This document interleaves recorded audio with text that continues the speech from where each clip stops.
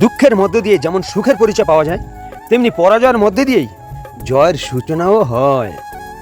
স্বপ্ন সেটা নয় যেটা মানুষ ঘুমিয়ে ঘুমিয়ে দেখে, স্বপ্ন সেটাই যেটা পূরণের প্রত্যাশা মানুষকে ঘুমোতে দেয় না। প্রতিকূলতাহীন জীবন হলো সিঁড়িহীন সমান্তরাল পথ। বুঝাতে পারলাম না? ভালো করে বুঝে নিন। অর্থাৎ যে কাজে আপনার কোনো বাধাই আসে না, সেই কাজে আপনি সাফল্য লাভ করে মজাও পাবেন না। অর্থাৎ যে কাজে আপনি সাকসেস হবেন, সেই কাজে অবশ্যই আপনার বাধা আসবেই আসবে।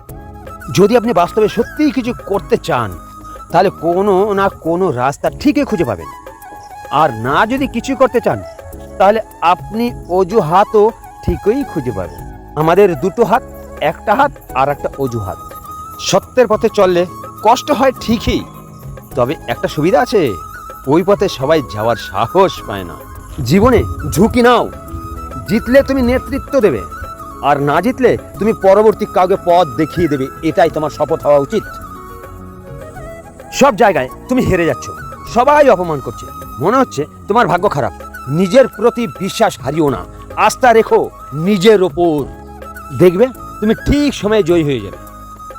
ভাগ্য নামক বস্তুটিকে পাত্তা দিও না, নিজের ভাগ্য নিজেই তৈরি করো। হ্যাঁ, তুমি সেটা পারবেই পারবে। যে পরের খাবার কেড়ে খায়, তার কোনো দিনও পেট ভরে না।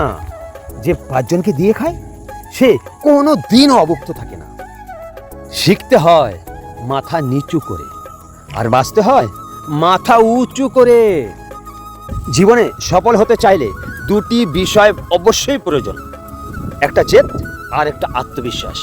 তবেই জীবনে সফল হওয়া যায়।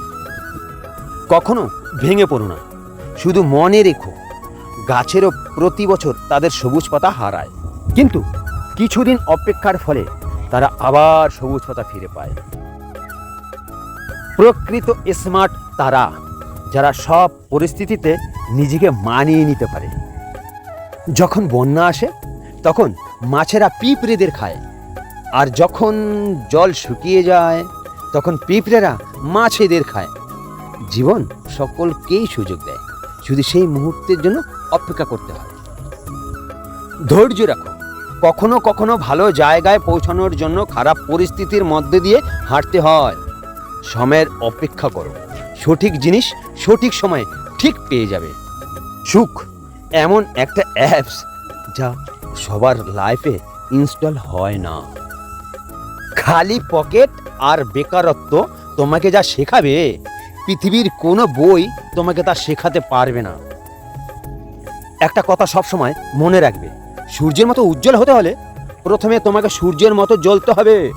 যদি কোনো কাজ করতে করতে ক্লান্ত হয়ে পড়ো, তাহলে বিশ্রাম নিতে শেখো, কিন্তু কাজটি ছেড়ে চলে যেও না। দেরিতে হবে, কিন্তু ঠিকই হবে। তুমি যা চাও তাই হবে। মনে রেখো, তোমার সময়টা খারাপ, তোমার জীবনটা নয়। শুধু অপেক্ষা করো, সব হবে। কেউ তোমার চোখে জল লক্ষ্য করবেই না, এমনকি কেউ তোমার দুঃখ যন্ত্রণা কখনোই অনুভবও করবে না। কিন্তু তুমি একবার একটা ভুল করে দেখো, তোমার চোখে আঙ্গুল তুলে তোমার ভুলটিকে দেখানোর মানুষের কখনো অভাব হবে না।